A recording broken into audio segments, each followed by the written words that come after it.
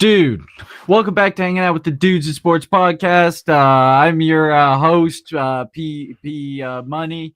PC can't join us for reasons we'll get into, but other than that, we've got an awesome show as we always do this week. I've got my main man, K Stout, with us. Whoa, Wait, hold on. Time out. They can we hear can't us, see but they you. can't see us. Hold Yeah, on. what the heck? Hold on. Where are we? We'll get it there. We'll get it there. Just give it a second. Just hold on. Everybody calm down. God, I feel like I have to redo the whole thing. They were like, what's going on? I know. Hold on. Where are we at here? Display capture. Here we go. Automatic. Is it this one? Oh, wait, no. Automatic.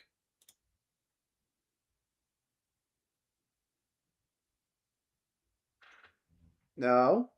No. I think it's right here. But hold on, I gotta edit it. Edited it. Edited it. I gotta edit it. Oh, here we go. You guys like this? Just some beginning of the plot. This is, guys, by the way, this is how we roll it right here. I mean, what were you expecting? Whoa! Well, that's something. There you go. It's in the right direction, at least. Oh, Kyle's working on it. He's resizing it. All right. Okay. Almost Okay. there. It won't Do be that. perfect. Maybe make it a little bigger. I don't know if you can do that. Right there. That's fine. That's fine. All right. Well. Oh no! They see my my molding scrapes in the new setup that's not set up. Oh, you just stretch us out like that? All right. No, keep the aspect ratio, I guess. Head was wide enough. Just some IMAX. Just we go from regular, if you can look it up there, regular, and then we like stretch it out to IMAX. I was looking those up when I inserted my new TV, my new home theater, if you want to call it. Hey, let's just redo it. Wait a second. Wait, let's go back.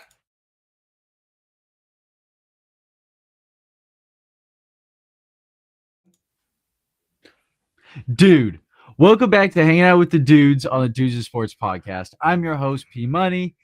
We have a great show for you today. As always, let's introduce the dudes with us. As you can see, I have my co-host and chairman of the board, K Stelt, Sportsmanship Award winner. Congratulations. I guess we should mention that PC's not here if people haven't figured it out. Yeah. But BC's getting hitched and he's gonna deal with some stuff. Congratulations to him. And now I have to buy a plane ticket and golf or something. Jesus Christ, just yeah, we may my be. to-do list, I hope. huh? No, listen. If listen, and I love PC. PC's a great friend to us. But if I am in the bachelor group with PC, I have a lot of questions. This is not a this. Listen, that means like I'm proud of myself. I'm proud of PC, but I'm also questioning what was going on with the decision making. But All right. Well, married folk talk. let's see what P4, maybe P4 gets the invite. Maybe PC goes up to Washington. Says, dude. Like whoa, we always you do. Think that'd be in person? I hope not. I never told any of my guys in person. I just sent them a text. Okay. I was like, "You guys free?" I wouldn't know. They were like, "Yeah." Kyle. Not even really a shout out to our crew, but you know, whatever. He's happy, I assume. So welcome back to the podcast, hanging out with the dudes. No, so we got K-Stel with us. K-Stel, you've missed the last couple of weeks or so. I mean, what's going on with you, pal? If you guys haven't, how are sports with you? Sports are, you know what? I forgot my Royals hat. It's at the apartment. We're still moving a lot of stuff in. If you guys haven't noticed, this is a new room. I moved into the house that we've purchased from BlackRock. I'm just kidding.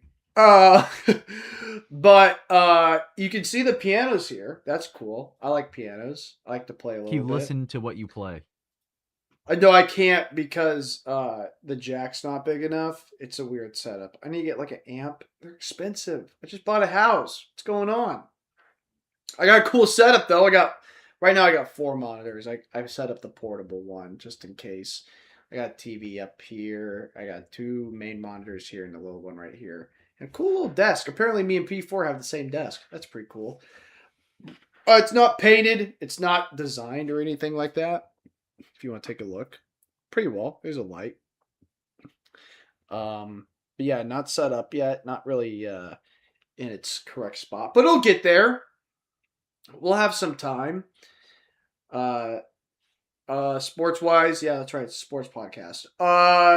Chiefs. That's not good. Royals.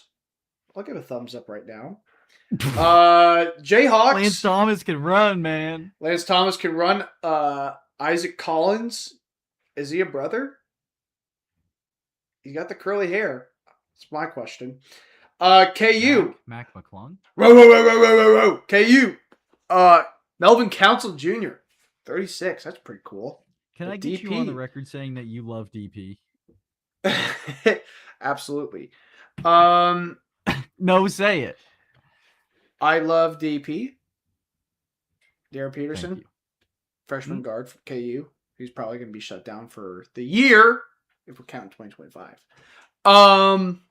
What about ninth year quarterback for the Kansas City Chiefs? Ninth year quarterback Patrick Mahomes. That's tough. We'll get into that. We'll get into football talk. We'll get into all the talk. We're gonna get some baseball talk because you guys did during the winter meetings didn't happen, or I guess it was before. Correct? I mean, kind of, yeah. I mean, Pete, you are so fuzzy. What's going on? Oh, sorry. Am I? I think you're fuzzy. That's a good channel. Look up fuzzy. No free ads though. We'll see. We'll have a fuzzy P4. Dog's here too. Whoa. There's a dog. Yeah, it's doing? pretty messy. Got a lot of gifts in here. Christmas coming up. I kind of wanted to set up my laptop. Do you want to lead us in prayer, Kyle? I can. I don't know what we'd be praying for. Everything. We'll pray for a lot of stuff. No, we don't. I mean, we can pray for Mahomes and his health, but there are a lot of other more important. What did I say? The second it happened, what did I say? Prayers up. No. He said season's over. No, that's what PC said. PC was distraught. What a day for PC. PC had the lowest of lows and the highest of highs all in one day, and that's just a good experience. That's life. That's life. Let's should we just get on with what we got going? Yeah, we got baseball. What the hell is a podcast we got baseball, anyway? We got football, college football. College football, college basketball, NBA Cup. Hey, Wemby. Who's this Wemby guy? Apparently, he's from another planet, is what I've heard. And what's the guy's name? He said something. They call him an alien. And then he was talking about that they're deporting aliens. And people were like... Is that what Erica Kirk said? No. She said Shabbat Shalom. Congratulations. All right, so college football, we had wait, did we see the playoff? We can look at the playoffs. I'll look at the playoff. Have we talked about who made the playoff? Yeah. We did? Yeah, did we? I think it came out that Sunday. Right? Has any games have been played? The Navy game was cool. Hey, Trump. That was he said he was the greatest coin flipper on the planet. Can we look that up? You think he'd handled enough change? Can we go? Can we look? Can we see that? Can we play that without? I'm gonna find it. Let's see. I don't even know if we can have expressed, or we can't even have accounts of the game. I don't think I can. Consent. If I Trump coin, we're breaking the law. We're breaking the law. I got it right here. Let's throw it up for everyone to see. If we get shut down, we get shut down. Who cares? Share screen. window. Entire screen, please. Thank you. Here we go. So, Trump apparently greatest coin flipper on the planet is what he said, in the world. And this is what we got for 47. And there it goes. It didn't even make a rotation. No. Can I even?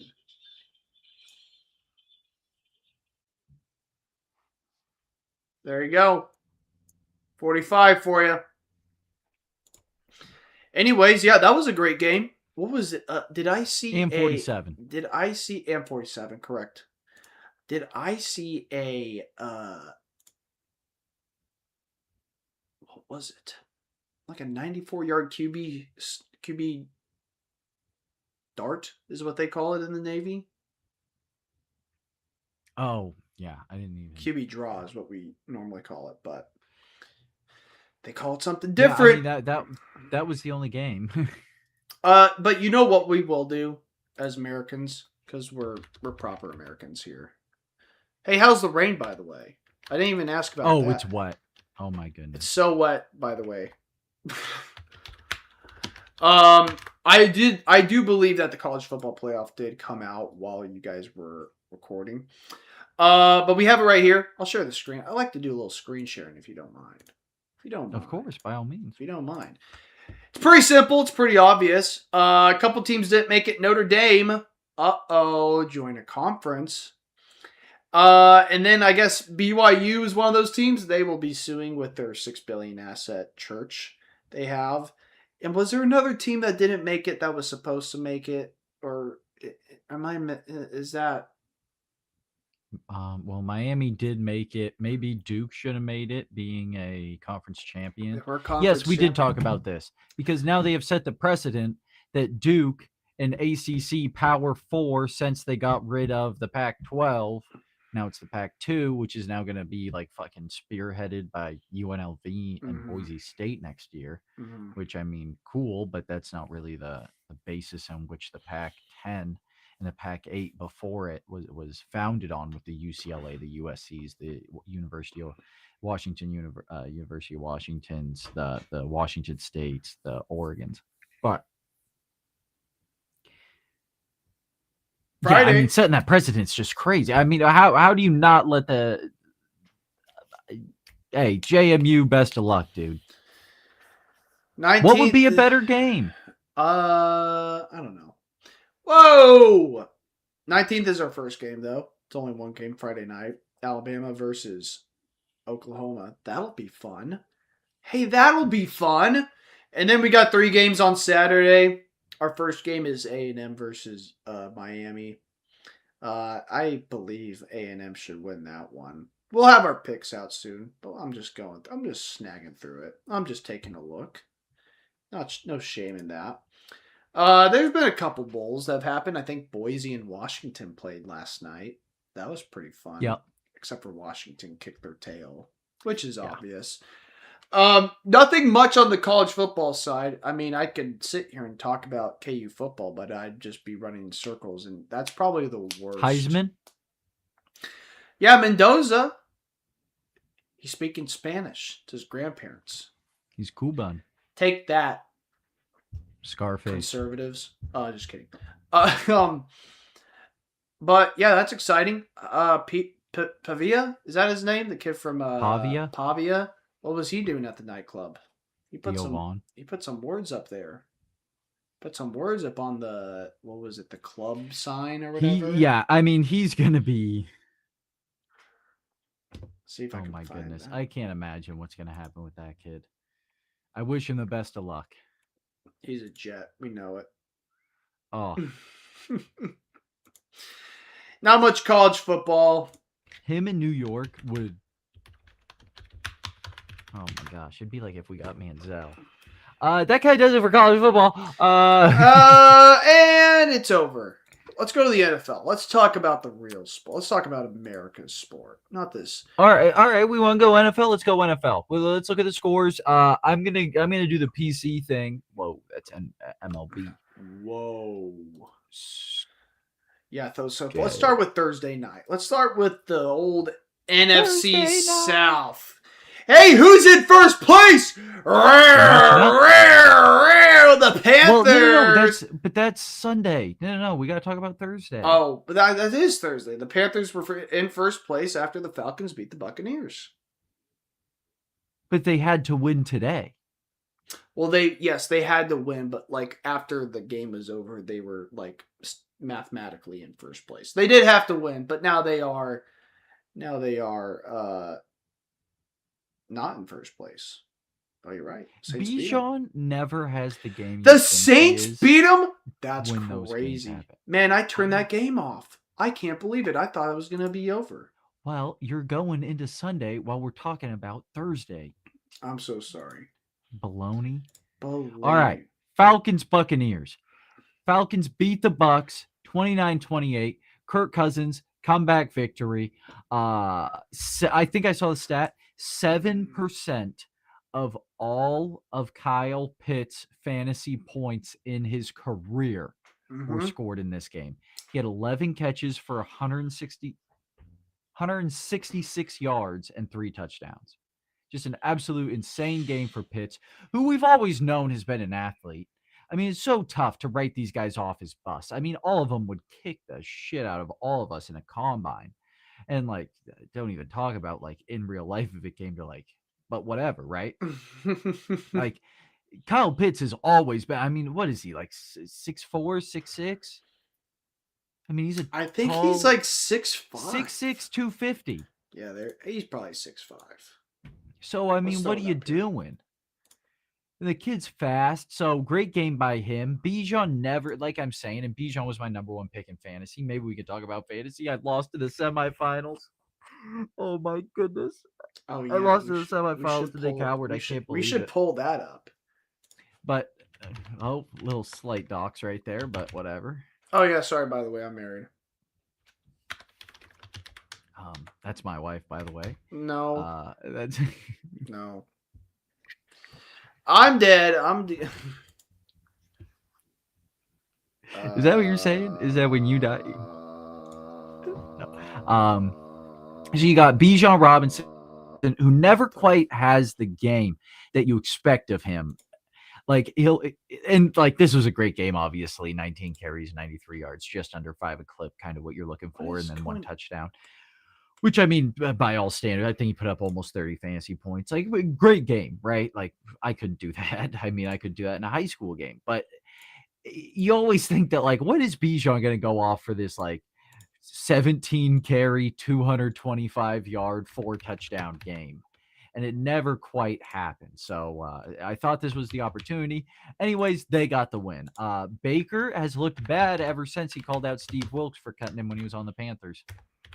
Just a little fun fact when the Bucs beat the Jets in like week 6 or something. But whatever with them. Good luck to the Buccaneers the rest of the way. We'll see what they do. But Falcons got the win on that. So then let's go to the early slate on Sunday. This game's still going. I got to watch it, man. I like PC hosting because I can watch the game. So early slate, let's start it off with, I'm not going to start off with them. Browns, Bears. Browns got a field goal. Caleb Williams had a decent showing. The Bears beat a lot of bad teams. They're 10-4, 5-1 at home. Obviously, man, Okay, here we go. What are you going to do? I mean, I'm trying to... What is this? ESPN? This is unbelievable, Disney. I can't even believe it. All right, I got it. Imagine that. But you got the Browns and the Bears. They can run the football, the Bears, which is a good thing. And the NFC, maybe we're not totally sure who the best team in the NFC is. I mean, you have the Rams and you have the Lions who went at today, and we'll talk about them. But just interesting games. So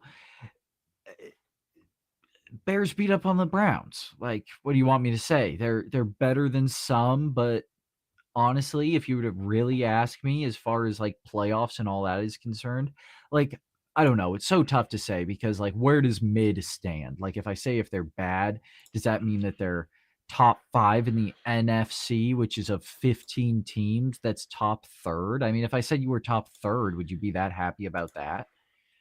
Like, I don't know. Or I, wait, I, I like to be a little better than that. So who knows? So I guess the Bears have done good things, but I'm not a huge fan of them. Moving on, we have the Ravens and the Bengals. Ravens kicked the snot out of the Bengals. Bengals got goose egged. You got Joe Burr, who threw for 220 yards, but threw 2 picks, threw a touchdown to the Ravens. Kyle Van Noy picked the ball off, handed it to a fast guy. Good move as a defensive lineman. Any young coachable defensive linemen or linebackers or slow guys. And hey, everyone's skillful, but you got skilled positions, you got not so skilled positions. And if you're a bigger guy and you pick off the ball, give it to a fast guy. Make it his problem. You got the Ravens, and I don't know if they'll be able to make a run to the playoffs. I mean, now that the Chiefs are mathematically eliminated, I'm sure the Ravens are not. I think the Dolphins and the Ravens may be close to a spot, so we'll see. But Derrick Henry, nice job by him. Jamar Chase, just fuck it, he's down there somewhere at offense. Um, whoop whoop. I like watching the Cowboy play. Um, you got the Bills and the Pats. Bills kind of, I mean, the score kind of got close towards the end, I guess. I mean, it was a little back and forth. Josh Allen, 3 touchdowns through the air. Trayvon Henderson had a good game. He had a couple long touchdowns. Khalil Shakir, he's just a real interesting player in himself. He's kind of been that main guy for Buffalo so far. Good deal by Buffalo. I think that they're probably going to end up with the division. I don't know if they play again or not, but I really like what Buffalo's got going on as far as, I mean, I just hate the Patriots is really what I should be saying because I don't care for either of them. Moving on, Commanders Giants. Commanders get a win. You guys could have fucking helped us out a little bit with the first overall pick, but instead you gave it to the Giants. But the Giants are going to need a quarterback. Commanders aren't going to need a quarterback. They've got injury-prone quarterbacks as of right now in this part of the season. But these two teams could be doing some cool stuff in the future. Not much to talk about in the game. Justin Lane, special teams touchdown, fun stuff. Raiders Eagles. I don't even think I saw a single highlight from this game. Saquon, 22 carries, only 78 yards and a touchdown. All right, cool. Goddard got the ball a bunch. 31-0. Goose egg by the Raiders. What are you going to do? Pete Carroll might leave. Kyle's gone. Interesting. Maybe I'll stretch out this Jalen Hurts a little bit. 3 touchdowns, 12 of 15. I mean, they had to win that. If they would have lost that, they would have been in big trouble. You got Cardinals Texans. Cardinals really did put up a fight to the Texans, but what are you gonna do? CJ Stroud, good game by him. Jordan, this young kid, he's really come up for the Texans. I mean, this is really the first time because Woody Marks also the young kid. So I don't know. Houston's trying a bunch of stuff at running back. Super fun to see stuff like that. But also, what are you gonna do? I was playing Trey McBride, so with Nick Howard's team. So now I'm kind of sad about it that he had such a good game. But the Cardinals are gonna put up a fight now. Do you want me to talk about the Jets first, or do you want to talk about the Chiefs first? Talk about the Jets first, real quick. Dun, dun, dun, dun. The New York Jets are now on the clock. I mean, this has been the case for a while, and this has been the case for the Jets. But awful showing by the defense. Trevor Etienne had quite the game through the air. I mean, you just can't let screen passes. Quincy Williams, love him. He's a vocal leader in the locker room. Just not quite putting his best tape out there as of right now. Today was not his best game. Trevor Lawrence, man, I don't know. I mean, maybe he can make noise in this AFC. I know that he technically beat the Chiefs at home this year. He kind of seems like Caleb Williams as of right now to me, and Caleb is younger, but like you're just beating up on bad teams, man. The Jets are bad. I don't want to waste any of our draft. Well, I don't know. I want us to get good players. That's my answer to the question. And I know that's kind of a cop out answer, but we traded up to get Jermaine Johnson. Now, maybe are we going to trade a Jermaine Johnson to get more picks? And that's what I'm kind of like telling the guys in the chat and all that stuff is like, okay, well, we get a good guy like Jamal Adams. We trade him for first round picks. Then we get a good player like Sauce Gardner and Garrett Wilson, and we trade Sauce for first round picks. And we're going to get a good player like whoever. We're going to trade him for picks. And it's like, hey, all these picks are good, well, and fucking awesome or whatever. But at what point are these picks going to start turning into not even players, but wins? A good team. So I don't know. You got to give Aaron Glenn the chance, probably a new DC this year. And I have been on the record talking about Steve Wilks, and I do like Steve Wilks. Just really bad showing today. And this is one of those losses that, hey, even though Jacksonville is a playoff team, the line's 14.5. Jets have covered in 5 straight. You've had 2 straight losses in Florida. Sorry, against Florida teams. Last week was at home. But I don't know what you're – Isaiah Davis, that touchdown should have been Brees. Just fucked me over in fantasy too.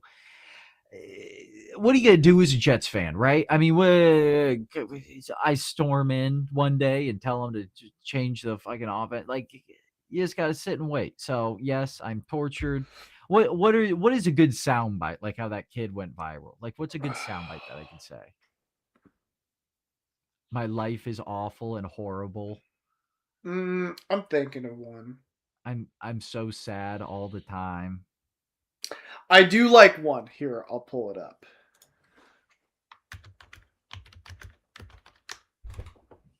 I like this one. Vinadol in the chat. Shout out. Hey, Vinadol, what's going on, brother? Game over. Godzilla. I saw Pat's blue ribbon. Had Godzilla on it. I'm just sad. What do you want from me? I'm a Jets fan, but I'm used to it. And we'll listen to this little horseshit brigade that's going to come up behind me. But, I mean, we were eliminated last week, and I didn't... What? Right? Like... We were eliminated this week! The Chiefs have made the playoffs straight longer than the Jets have missed. That's true. The play. So, like... What do you want from me, Chiefs fans? You guys want me to boo-hoo for you? Oh my God. I don't even have a quarterback good enough to like complain when he gets hurt. I'm missing 2 quarterbacks are on IR right now on my team. And I haven't complained a little bit. Like, I don't have a quarterback bad enough to complain if he gets hurt. So, or good enough. So I don't know. I have a punt returner and one of the best journeymen ever. But Brady Cook, Vada Cook. Let Brady cook. And what did Brady Cook do today? What the bazoo am I? I'm not doing it. What did I say? And I did get some likes from Mizzou fans on this. But Brady Cook does love throwing to Florida defenders. Bro, take a look at this little search bar thing I got going on here. Right here. What is that? A little dreidel. You're insane. First day, by the way. First day. First lighting. My bad. We're out the trenches. Yeah, I don't know what you want me to say about the Jets, man. I do trust in Aaron Glenn. I like Aaron Glenn, man. I do. I hope. Oh no, Quinn's hurt. Is he actually? Yeah, I mean, yeah, he's on the ground. I could throw it on right here. Hey, we're just watching the game. No, for that. Yeah. No. It'll black it out. Something in the works, maybe, possibly. We're thinking about it. Is maybe a Dudes in Sports fight companion where I will be live for the UFC events. If you want to get expert analysis live during the UFC fights, that may be something we set up for the Paramount cards. But God, Big Q. I like Big Q. But yeah, God, the Jets. I heard my dad was at his parents' house today, and he was driving back, and my mom was with him, and they live far enough away where it's kind of a trek. And my mom said that my dad was getting updates on the drive, and he was just boiling. Like, he wasn't mad, but she was like, "Oh yeah, your dad was mad." And so Yep. It does a thing. It takes a toll on a man to be a Jets fan. So it's one of the I wouldn't wish it on my worst enemy. However, character building. And you know, when someone like Nick Folk has a bunch of good field goal percentages, it makes you feel good at the end of the day. You go, hey, that's cool. That guy did something cool. Hey, our punter's really good, Austin McNamara. I know my punter's name, and not because he raped a girl at SDSU. Thanks. Over to the Kansas City Chiefs, Kyle. Oh, Jets lose 20-48. Yeah, let's go to the Chiefs. Let's take a look. PC had a rough day today, but a good day. He had I wouldn't say the worst day. He had a pretty bad day, but he also had a pretty fantastic day. I will say that. Yeah, let's take a look at the Chiefs stats real quick. I did not watch most of the game. I went to church, which is way more important than watching the Chiefs, to be completely honest with you. And if you disagree with that, then God bless you. And then we also went and I did some work at the apartment. Was just kind of box score watching. Last week was the time for me to watch to see if anything could happen. Chiefs wise, guys.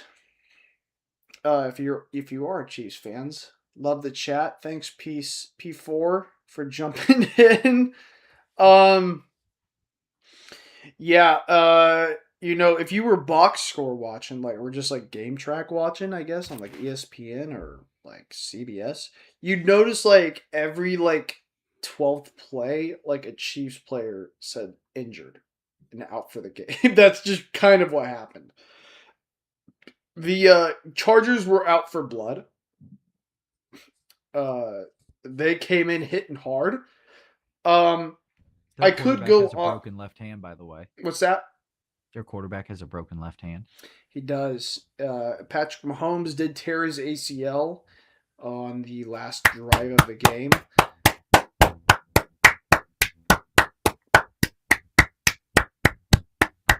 What P4 doesn't know is that he will be out the entire next season, and Jeremiah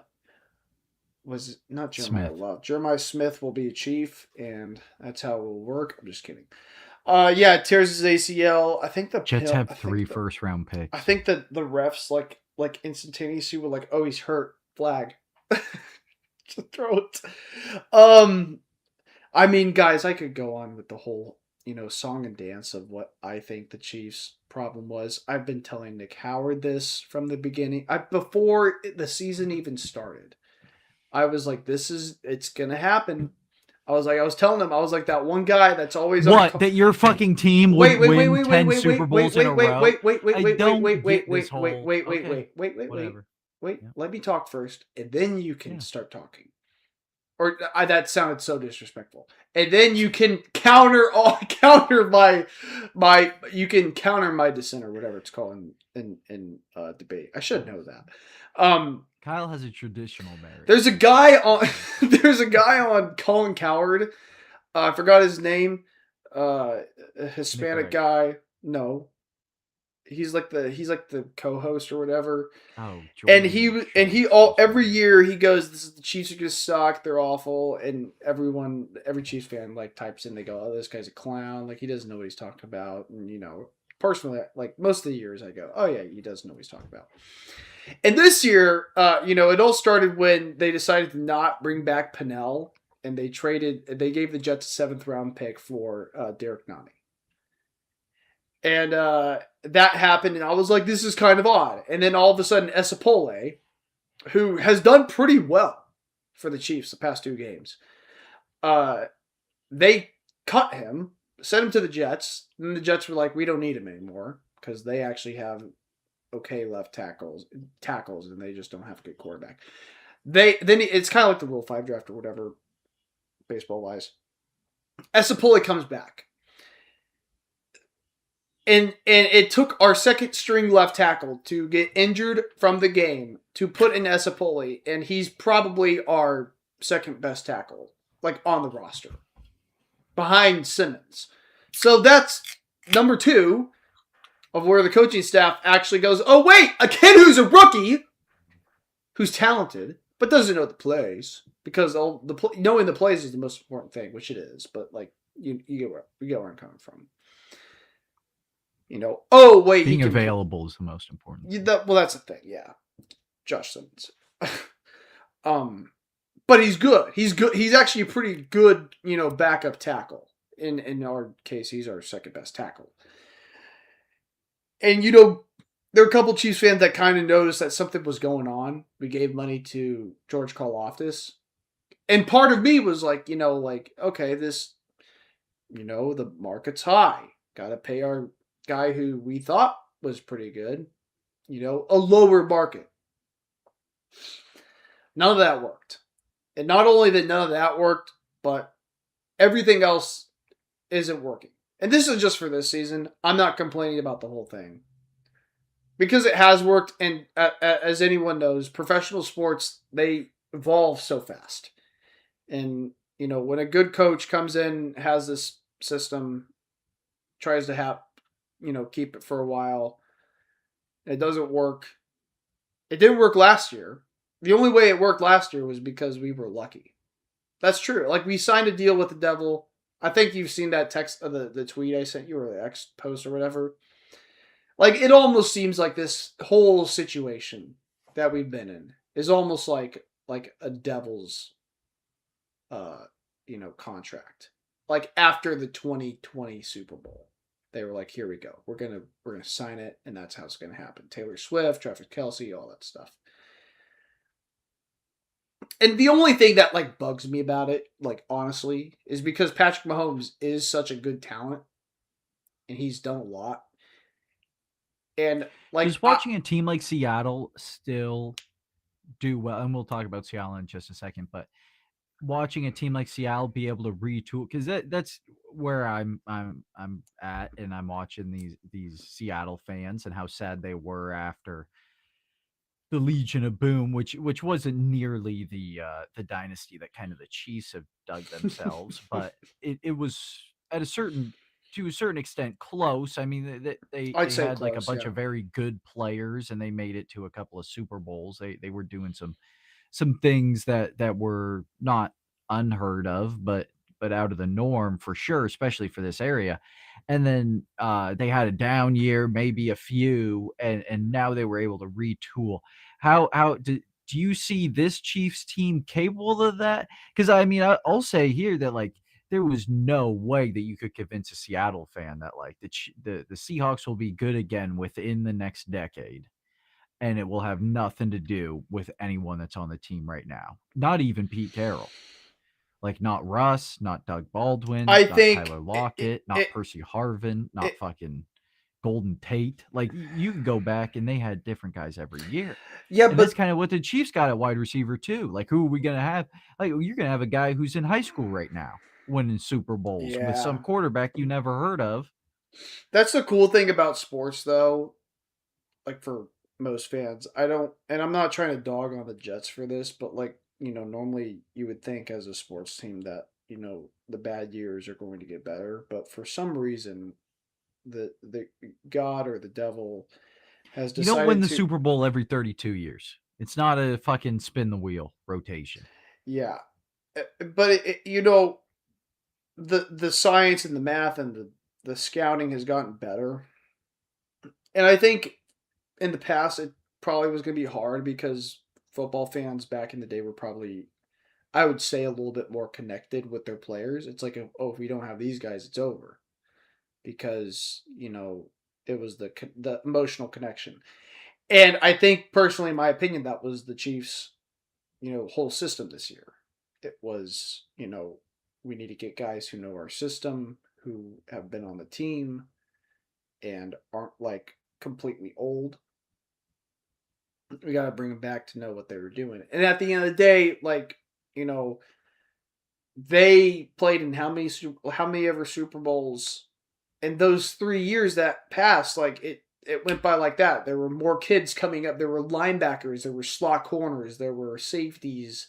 There were guys who just knew how to play the game way better because they were more athletic. They were smarter, and they could make plays. at a way higher clip than we could ever think of. And the whole system that the Chiefs ran, this, dig route, like run it down the field, boys, kind of game, where Rashee Rice runs a slant route and gets killed every time. And Tyquan Thornton's the only guy who's like going out there and making real plays. Even Travis Kelce is out there making real plays with, his talent. But it comes to an end. You have to evolve. Either you have to evolve or you have to go.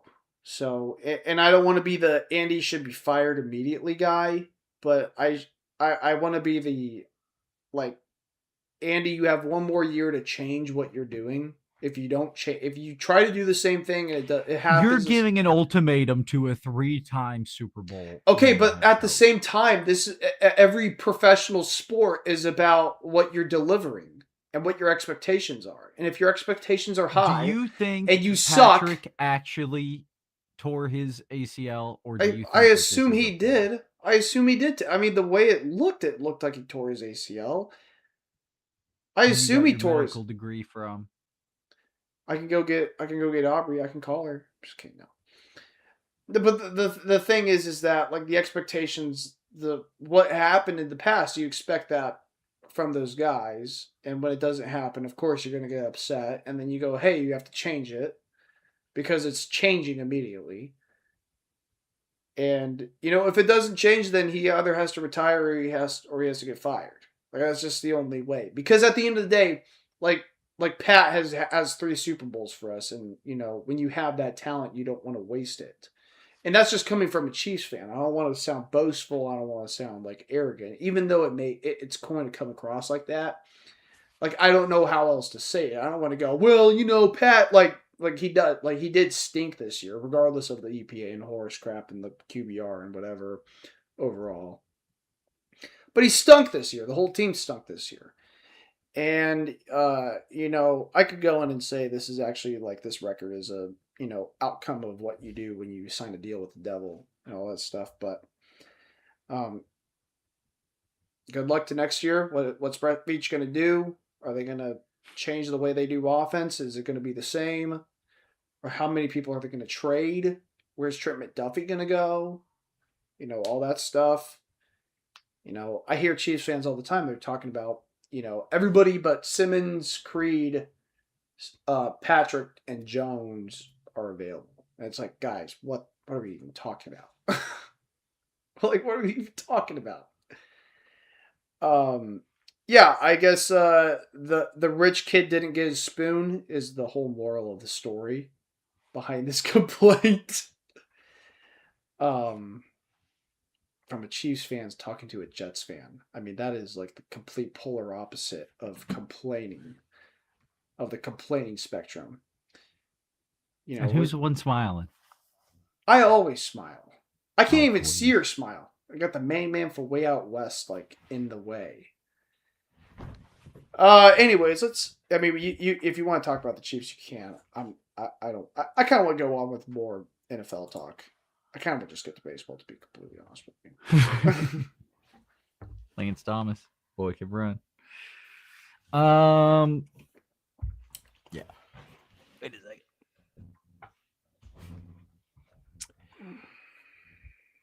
Midday slate. We have Broncos beat the Packers. They bring their winning streak to 11. A little bit of a comeback win. I mean, Packers were winning at halftime.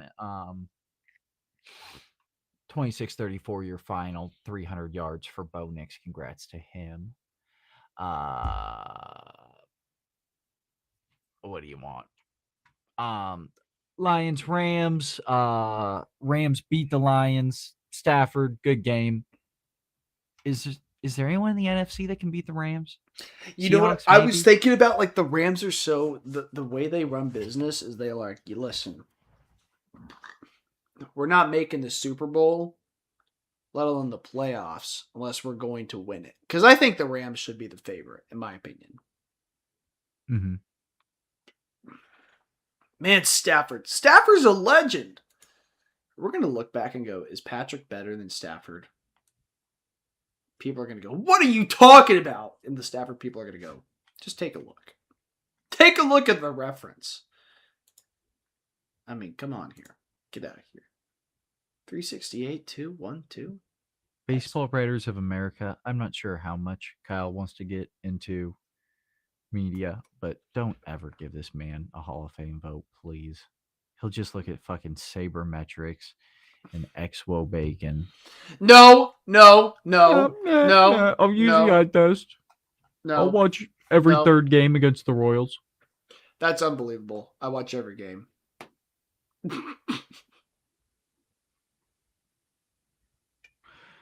Exwo bacon. I love it. I love it! Panthers lose to the Saints. Tyler Shuck. Is he the real deal? I think so. I mean, motherfucker get some wins on the Saints. He had 5 sacks today. What are we talking about? He had a 110 rating. Can your quarterback get a 110 rating and have 5 sacks? I don't think you can. I don't think any quarterback in the league can do that right now. Other than Tyler Shuck? Other than Tyler Shuck. Shuck? That's such a it's such a stupid way. Shao, but I've heard it pronounced Shuck. Olave had a good game. He'll look good in the green and white next year. Titans 49ers.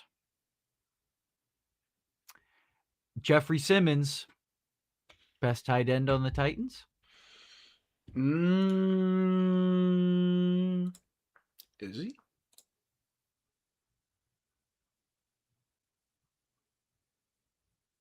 One yard, 1 touchdown, 1 target.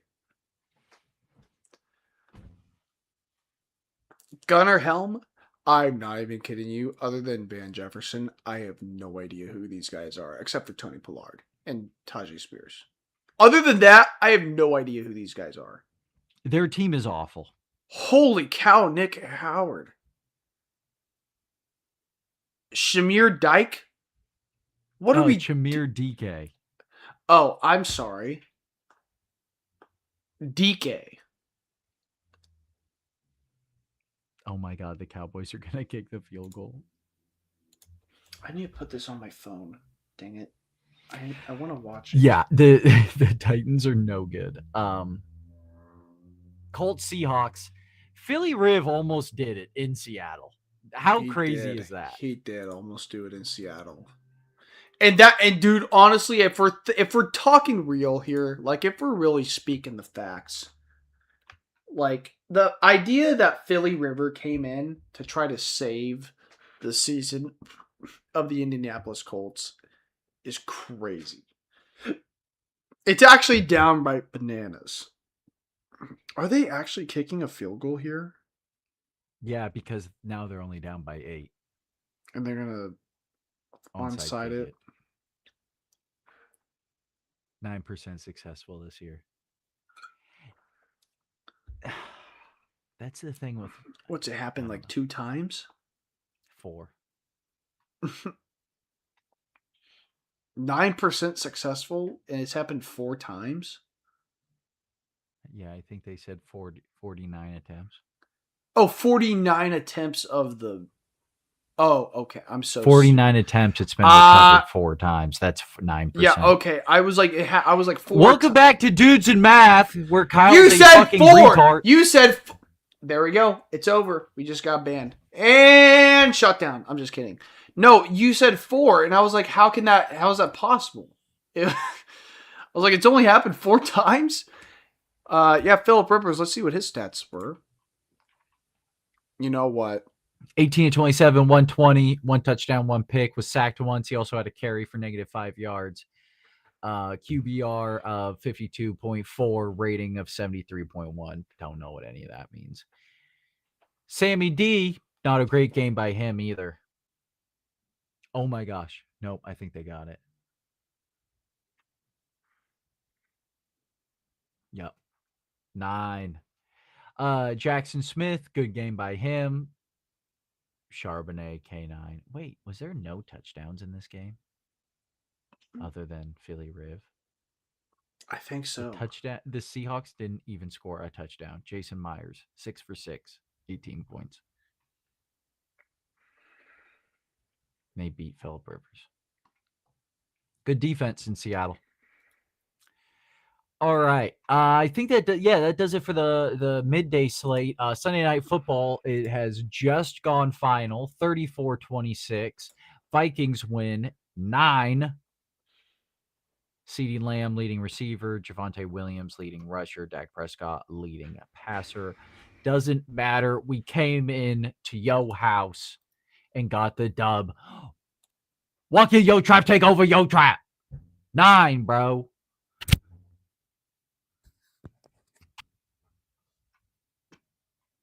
JJ McCarthy, 15-24, 2 touchdowns, 1 pick. He liked that. All right. Tomorrow, Dolphins, Steelers. Who gives a flip? You want to talk baseball, Kyle?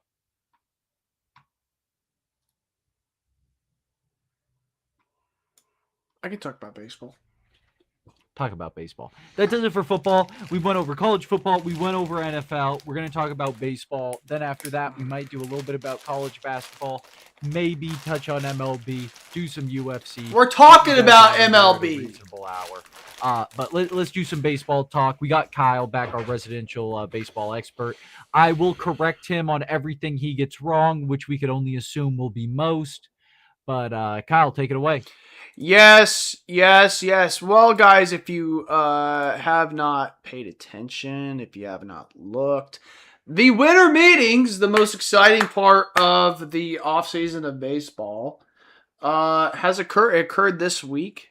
Occurred after the last pod. It occurred right before this pod. And a decent amount of stuff happened. P4's Mets decided to say goodbye to a couple of very notable players, very long tenured players at Citi Field. The Kansas City Royals did some Kansas City Royals things, and a lot of other teams did a lot of other things. But we will start. I'm just going to go through every single transaction that happened during this week. I'll go fast if it's not really important. I'll go pretty slow if it is important. Bigger names. First one that happened during the week, left-hander Steven Matz, former Cardinal, former Met, decided to go to the Tampa Bay Rays, 2-year contract. That was one of the first ones that happened on December 8th. After that, nothing much happened, and then all of a sudden, Kyle Schwarber, who was looked at by the Reds, the Pirates apparently, and the Phillies, decided to sign a 5-year deal worth $150 million back with the Phillies, so he's back on the Phillies for them to do absolutely nothing. And then after that situation, Edwin Diaz agreed with a 2-year, 3-year deal with the Los Angeles Dodgers for $69 million. All of it is deferred. I'm just kidding. But a lot of it's deferred. And he got close to the same offer with the Mets. And he decided to go with the Dodgers. So that's the one that stings. And we'll talk about the Mets after we go through all of them. So Edwin Diaz, best closer in baseball, arguably. I'll just say that. Is a Dodger for 3 years. And then I don't even want to defend him anymore. I just had to catch myself. Vaughn Grissom is trading. It went to the Red Sox. He was in the trade piece that came from Chris Sale going to the Atlanta Braves. Did nothing, and now is a Angel who will be nothing. White Sox won the draft lottery. They have the number 1 pick. Royals have the number 6 pick. So that's some luck for us after 2 bad years of luck. Gregory Soto, former Met, former Pirate, is now a Pirate again. For I believe 1 year, $7.5 million. Kyle Finnegan and the Detroit Tigers are 2 years for $19 million. And then this is where the other big one happened on December 10th, early in the morning. Pete Alonso signed a 5-year, $155 million contract with the Baltimore Orioles, relieving himself as the first baseman from the Mets. Mets didn't really come in with anything but 3 years minimum. Mike Yastrzemski and the Braves agreed on 2-year, $23 million. Looks like the Braves really like Mike Yastrzemski. Mark Leiter Jr. is an Athletic. Robert Suarez then decided to go to the Atlanta Braves for a 3-year and $45 million, which will probably be the best 8th and 9th inning in baseball if no one's injured and everyone does exactly what they normally do. And then Michael Garcia decided to sign a 5-year contract extension with the Royals, worth about $59 million guaranteed, $85 million with incentives. So Kansas City probably has the best defensive left field in baseball as of last year. Josiah Gray and the Washington Nationals decided to go with $1.3 million. That might be interesting to see what happens in the future with the Nationals, with a lot of the 2 players that they want to trade, which is Mackenzie Gore and Abrams. Tyler Rogers and the Toronto Blue Jays decided for a 3-year and $37 million. Money. That's a lot of money for Tyler Rogers. $37 million. Danny Jansen had a 2-year contract with the Texas Rangers, $14.5 million. Mr. Glasses. And then the Mets decided to come and bring somebody else in, Jorge Polanco, in a 2-year agreement for $40 million. Leads the league in what? I don't know. We talked about this early last season. I can't remember. Aura. Correct. Chicago Cubs, no. Oh, Ahmed Rosario is 1 year, $2.5 million to the Yankees. Kenley Jansen and the Detroit Tigers on a 1-year. What is the fun fact about Ahmed Rosario? I've talked about it almost every time he's. I actually don't know. I can't remember. He hit a walk-off home run against the Yankees for the Mets in Yankee Stadium. And now he's a Yankee.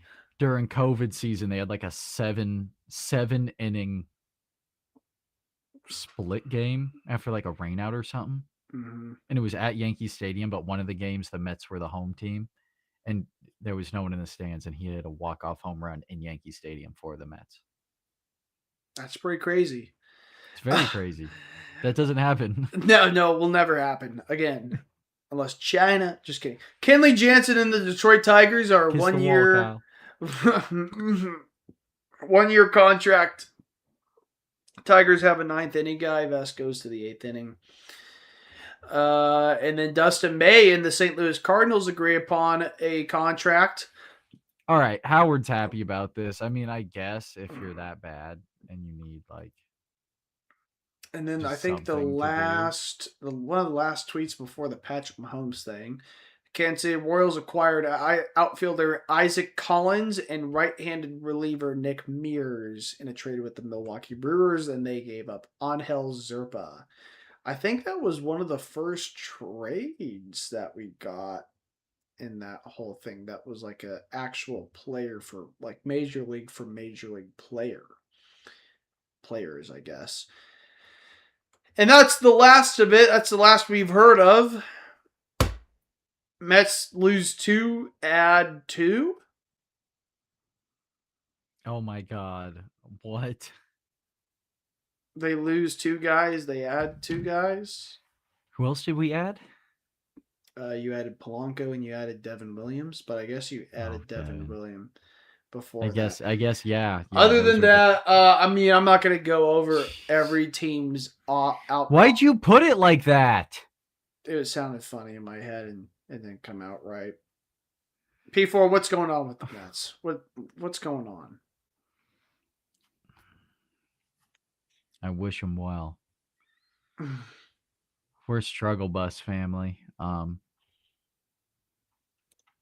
Pete, I wish Pete the best of luck in Baltimore. Edwin in LA, maybe not so much, but very sad. I don't know if I want to say disappointing, but definitely a sad day in Mets fandom. I had a couple breakdowns, maybe a psychotic break or two. Mix a couple. Hey, it's good to get one of those in every couple months. I mean, it reminds you you're human. With your And baseball team as well. yeah. It's real emotion that comes out of a man. And Yeah, I'm actually a crazy person when it comes to my sports team. I'm insane. When it comes to my teams, because like the Jets, like it's almost like so numb that like I've become. But honestly, like there probably is some like PTSD or something that comes from it. And we don't want to turn this into like a whole trauma dump, whatever. But yeah, Patrick Mahomes tore his ACL, and I'm not that sad about it, surprisingly. But we'll hang out. We'll have a good time. Losing Pete and losing Edwin. Losing Edwin was the one that was like, oh my gosh. Because Edwin was nails, man. He was nails. And Pete. Until I mean, Isaac Collins came to the plate. Sorry. My whole thing now is why would you ever pitch to Soto? Soto comes up to bat. Why pitch to him? You don't really have to anymore. Polanco behind him could be, Polanco probably in front. I put Lindor one. We'll see what they do with the rest of the offseason. I like the young Mets. I said a couple years ago that, hey, these young kids should get a chance to play. It seems like they're going to get that chance for the most part. I don't want to just fill the team with like just filler veterans that just rot and take spots and aren't even good. Like a Ryan O'Hearn does nothing for me. Yeah, it's right. That makes me I'd rather have a Vientos play. And if we trade Vientos for a flippin' what's the kid's name? Luis Robert Jr. from the White Sox or Joe Ryan, then bring up Ryan Clifford. What's the worst that's going to happen? The kid's going to bat 190 with 7 home runs.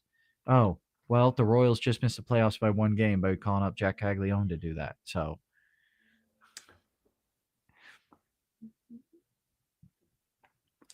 no. I'm actually looking at Juan Soto's contract right now. It goes from 61.8 million to 57 to 61, and then what is this contract? There's like no club options, no player option. It's like 61, 57, 61, 61, 46, 46. What is even that? Like, I mean, 61 million 1 year is crazy. Also brought up Nimmo for Simeon was another one. Yeah, that's right. That happened pretty early. You get good. First of all, I think the defense portion is going to be really good. And I think like that's kind of tapping into the AL Central side. The AL East teams go, wait, what even is that? What even is good? I'm not saying you don't have bad defense, but it's like, what's elite defense? And now you're getting elite defense with Simeon and Lindor in the middle. And, Brett Beatty could do something there. Jorge Polanco is a solid. Like, if you put him at first base, I'm sure he'll be a solid defender. It wins you a lot of games more than you think. And maybe there's like a thing that Stearns does where he was like, listen, Pete was awesome, but like, look how many get like, and baseball teams have so much stats that it's like, what are we looking at? And they were probably which are important. Like, and they were like, look, Pete, I know you hit home runs. I know you do all this stuff, but you suck at first base defensively. Like, you suck. And they were like, look how many games you have cost us because you suck at first base defensively. Now, Vladdy, Toronto goes, I don't care. Because Vladdy is the worst at defense at first base. But, it's whatever. But maybe there was something else with Pete. Maybe Nick Howard was onto it. But Nick Howard's he was a real sourpuss during that whole thing. And Pete also did have like a career year with the Mets last season. So it was like, maybe Stearns is onto it. Maybe he knows, but maybe he doesn't. I mean, remember, Jordan Herzing, one of the guys in the Dudes in Sports fantasy football, he said he had a great quote, whatever. He said the hardest job in sports, any sport ever, is a Major League Baseball GM. It's the hardest job in sports because you have no idea what's coming. You don't know if you're going to get this guy and he's going to suck. You're trying to combine guys, the hitting coaches, the pitching coaches, the philosophy. It's the hardest job in sports.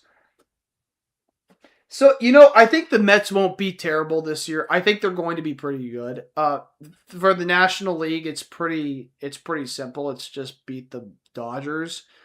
And the Mets just need to, I think now you have one big bat you need to go get. Go get a big bat, put him in the lineup, and then after that, just fill out your. But it's the young kids. Like, could the big bat? And I know this isn't, but like, kind of same thing with the Royals, right? Like the Royals need something to happen. You're not going to get Kyle Tucker, so can Jack Caglione like really turn it up quick and fast and in a hurry? Now, if he's going to take time to develop, you know what? We can wait and take time to develop, and we won't be as good as we hope. But if he really turns it up and has like a Pete Alonso-esque rookie year, Pete just went absolutely off. He set the rookie home run record, all these things. But maybe a Carson Bench or a Jet Williams or one of these kids is the kind of big Ryan bat that Clifford. you're saying that like it's just it's a position in the lineup that, yes, if you're a team like the Mets who we had this argument with Nick Howard over the weekend. We're acting like the Mets making the NLCS in 2024 is them winning 27 world championships. It's not. The Mets have been a historically laughable franchise. Just the fact that they had one good year out of this whatever Cohen stuff so far means jack nothing. The Mets are still the Mets. They're still a bad, laughable baseball team. It just so happens they have the richest player in all of professional sports on their team now, and they have a pretty decent shortstop. But other than that, the Mets have a bunch of what ifs. That's really it. Which is a pretty tough situation to go into when you're trying to compete for playoff positions. Playoff positions? Sure. Cohen seems adamant about this World Series stuff. I don't see it from him. And that's the thing is like I don't know. What am I supposed to expect? Jets, right? Let's compare it to whatever else I got. With Duke, I know what our goal is. We're cutting down the nets in March. With the Jets, I know what our goal is. We're trying to get the best pick. With the Mets, once you got Cohen, it was World Series. And that's kind of the lens we're looking at it from. We haven't hit that standard, right? I mean, the Royals, what's the Royals standard? What's Quattro's fucking goal? Is it to just win the AL Central? Is it just to make a wild card spot? Right now, I would say like the goal is to win the AL Central. Like to at least play, goal for Bobby Witt, goal for Quattrero, goal for the GM, and goal for the owner are 4 different goals right there. No. So the goal for the owner, it's tough because the owner's goal like 2 years ago was like make a fucking wild card. That was it. Like I just want to see my guys go to the playoff and win a wild card, and they did that. Quattrero, I have no idea. Quattrero is just here to win games. He's just so analytically like this. He's like, I just want to win. Every time we go on the field, we're winning. JJ, I think, wants to elongate or like we don't want to. I'll get into the Royals later. Let's just we'll cut that. So stop at Quattrero being, whatever. Do we have any other Mets thoughts? I kind of want to talk about the Mets a little bit more. Yeah, I mean, what else is there? I think what I thought is that Cohen, I think, really, really wants to be the Dodgers. He really wants to be the Dodgers. And ifs and whats were candies and butts. Yeah, but the thing is like the Dodgers they're not only are they really good at just buying players, but they're also really good at developing players. They're good at drafting players. They're good at like that's the thing. And I think the Mets know what the goal is, and they're going to get there. I think they do, because I think Stearns is like, wait, because I think Stearns is, maybe he's looking longer. Mets have the number one farm system in baseball. I think, That's a but fact. hold on, just give me a second. I think a good start. Stearns is looking at the future and he's going, look, this free agent class is not as good as it could be in like 2 years or 3 years or whatever. And I think he goes, I know we have the best farm system in baseball, but the best farm system, right? Remember, values in the eye of the beholder. And, every draft pick, the best draft pick is what the owners think. It's not whatever Mel Kiper thinks or whatever this. So, yes, the Mets do have a lot of really good players. They have like 10 players that are really good. But other than that, like, how deep are they? Like, the Dodgers aren't really like, look, we have all these like top 10 prospects in baseball. They just have a lot of guys that are just like right in the middle, and they're always really good, and they're always going to be major league quality. And maybe Stearns is going, what if we can get like top 10 guys, and we could also have like a group of guys that are also really good, and like our lower end of minor leaguers are very like minimum. Like we just develop, and we also draft, and we also just have guys who are studs. Because remember, there are guys who get drafted into the 11th round. They could have stats way better than the guys who are the number 1, number 2 picks, and they'll never make the top 100 like prospect list ever. Just because of that situation that they're in. High school or college, it doesn't matter. So maybe Stearns is like, the only thing I can give you hope for is that Stearns is looking towards the future and going, listen, like the Mets, first of all, their window's huge. I think their window is like Lindor and well, yeah, now that Pete is gone, Pete was kind of the question mark. Obviously, Edwin opted out, but Nimmo maybe. But like expanding your window is the most important thing, and to build your team because you can either build your team like the Brewers or you can build your team like the Dodgers. But is this not a Jets conversation where it's like, oh, we keep on trading good players for more picks? I know, but like what I said, like picks. You can build your team like the Brewers, who are just really deep, but they don't have stars, so they always lose in the playoffs. Or you could build your team like the Dodgers, who everyone gets injured, but then everyone comes back, and then they're really good for the playoffs. I mean, yeah, and they win. So maybe Stearns is going, what if since we have a farm system that has top talented guys, like the Brewers, and we have the money like the Dodgers, we can pay people. What if we can combine those two and just expand our window for 20 years? And the only thing that we have to sacrifice is like not paying Pete Alonso and Edwin Diaz. And that's just the hypothetical that you go with. At the end of the day, it sucks to lose those guys. You know what? The Mets, as much as we've talked smack about the Mets relief pitching the last few years and Oscar Brazoban pitching 70 innings and all this kinds of stuff. I mean, I don't know if Ryan Stanek is going to be back, but AJ Minter will be back. Like, this could be a reasonable pitching bullpen for NL playoffs. Mm. And at the end of the day, like Jorge Polanco, like, yeah, he's not like the Pete Alonso star that you hope he is. But like, if you look at the value, like if we moneyball it, really, like, how much greater difference is there? Like, yeah, the home runs is huge. We all know that. Like, the most efficient way to score runs is put it in the seats. Mm-hmm. But at the end of the day, if you can get on base, maybe you put Jorge in front of, and oh wait, we just walked, Francisco Lindor. Oh, Marcus Semien's up to the plate. Marcus Semien, you throw him a slider that hangs, he can pull it down the line. And home runs are cool, but at the end of the day, there's sometimes like moving that line is important too. And guys can also hit home runs. When you expand your ceiling as a team, which I think the Mets are doing better than anyone other than the Dodgers, but the Dodgers are also whatever they want to be. Mm-hmm. Expanding your ceiling and your floor at the same time is huge. And I think the Mets are doing a really good job of that. And it's hard to look at it immediately because you lose guys like Pete. you lose core, you know, clubhouse guys, and it sucks. And that's a big important thing, and that's the biggest thing for the manager Mendoza to figure out is like, hey, how do I get these guys to, you know, like, can Juan Soto be that locker room guy that we always wished he could be? Or Lindor, can Lindor step Maybe up? it's Lindor. I think it's Lindor. Lindor can step up. It's not Pete anymore.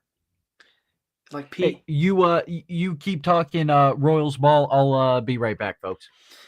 Yeah, so other than the Mets, which they're doing a lot of different stuff, they're coming in, they're going hot. Let's kind of go over a little bit of the other bigger things. There wasn't really a lot, to be completely honest. I do know that Kyle Schwarber to the Phillies was pretty much automatic. Because if you haven't heard what the Reds did, the Reds just offered him money just to put seats in the stadium, which is so pathetic. It's so pathetic. There wasn't really a lot. I mean, I guess I can talk about the Royals. I'll talk about the Royals. Who cares? So the Royals were they like to do this thing where, like, right after the winter meetings end, they like to do this like little 3-day streak of doing stuff, and they did that, of course. The first thing they did was they signed Lane Thomas to a $5.85 million deal, I think. Platoon guy for Jack Caglione, which was important. I don't know if it's a platoon guy, just outfield depth. A guy who had a very rough 2025. He only played 39 games. He was injured. He had surgery on his right foot. But was a solid, I would say a solid player for most of his career. He's a burner. He is a okay outfielder. He has a good arm. He has got flat swing. Kind of depends on what he wants to do when he comes over to the Kansas City Royals in his role. He's got a big outfield, so a flat swing may help him. He's got some power as well. I wouldn't say a ton of power, but enough power to, just get him through the system. $5.25 million is what he's getting paid this year for the Royals. But just outfield depth, because, if you watch the Royals last season, it was just the most disgraceful outfield performance. It was horrible, horrible, horrible, awful. And the Royals have a lot of stock going in on Jack Caglione. Hopefully he can maybe get something going. Maybe. But the biggest thing is to give him protection and to give him some like, hey, by the way, I know we're not asking you to go in and face this really tough lefty. And so they, Lane Thomas, a bounce back season is what we're kind of asking of him, coming off of surgery, hits lefties really well as a burner, has a good arm. He's a burner, but doesn't have a good outs above average, which is odd. I've never heard that before. But he's better than any outfielder that the Royals had last season, other than maybe Kyle Isbell. Kyle Isbell had an okay year last year. Then they signed Maikel Garcia for 5 years, 6 years with the club option. That's about 2 years of, after arbitration, I guess. Maikel had a good year last year, so they're paying him money, which is good for them. Even in his bad offensive season, he was still a plus F4 player with his defense and his base running. So, it's okay to pay a guy like that. Even if he, gives you 80% of what he had last year, that's still pretty solid to have a, homegrown guy do that. Power's not there, but he can hit the ball everywhere. He's also a big game player. And then on Saturday, the Royals traded for Isaac Collins and Nick Mears and gave up Angel Zerpa, which was a lot of people are scratching their heads. A lot of Brewers fans are going, why did we give, if you look at Zerpa's numbers, you kind of go, what are we doing giving up these two guys for Zerpa? The Brewers have been really well known of giving up players that don't do as well outside of their system. when they go to another team. Hashtag Devin Williams. But I think Devin Williams also was in a like a weird pitching factory in the Yankees. I think the Mets are a bit more like modern than the Yankees are, because the Yankees just use like predictions and stuff like that to throw and all that stuff. But Isaac Collins, I didn't know he was a 4th-year Rookie of the Year voter. That was odd. Switch hitter, on base skills are high. That's all we can ask for as an outfield. He plays good defense as well. Not a lot of slug. Can hit the ball pretty well. So, it's a safety, it's a security blanket for the Royals. It's way better than what we had, last year. He's a better Drew Waters is what I like to call him. And then Nick Mears, if I can remember, his walk rate was down. He's so stupid.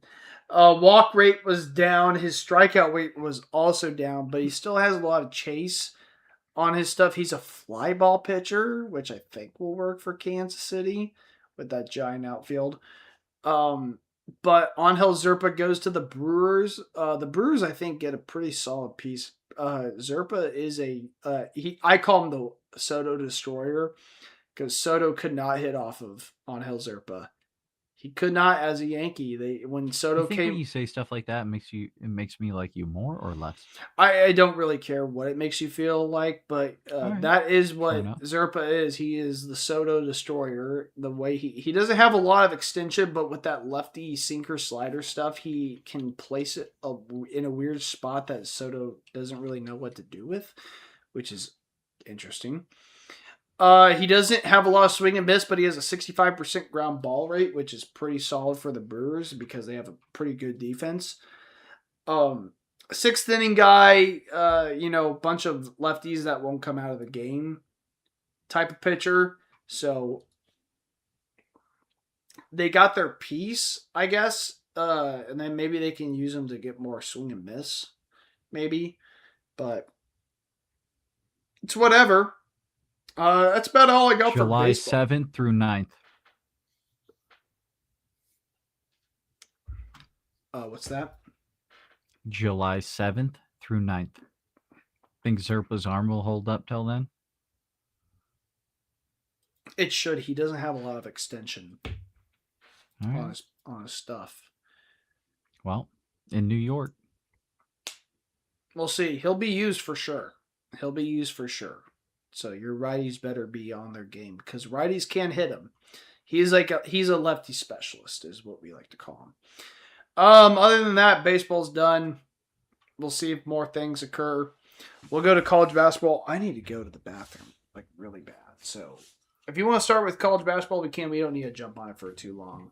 Yeah. It's 11. We talk about college basketball. Duke is the best team. I've got a little sneak peek at the new CBB Corner 3. And it is true, Duke is the best team. As much as Arizona and Michigan fans want to say that it's them, sorry. Let's see, is there anything good? God, Brady Cook, man. Terrell Pryor. Justin Fields needs to be a wide receiver. Yeah, Kansas stinks. BYU, no bueno. UConn, maybe. Iowa State, who knows? We're talking about the top 5, and other than Duke at 1, Arizona, Michigan. Well, Michigan's they played really well during the Las Vegas tournament.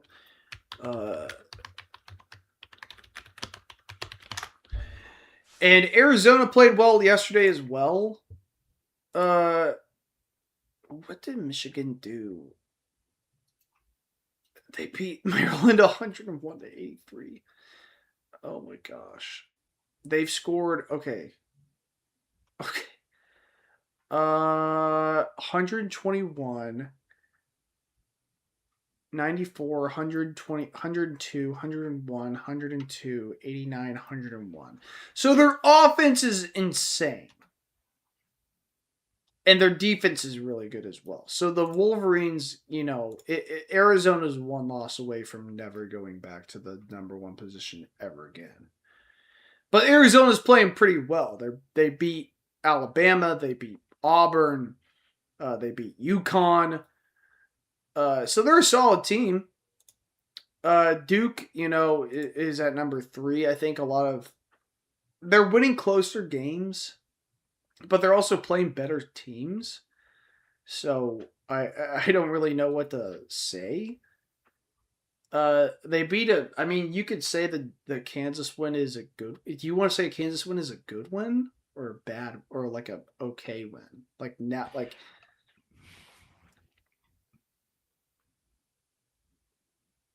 What are you talking about, man? I'm just asking you, like, what's the Kansas win? I mean, is Kansas good? I think Kansas is a good team.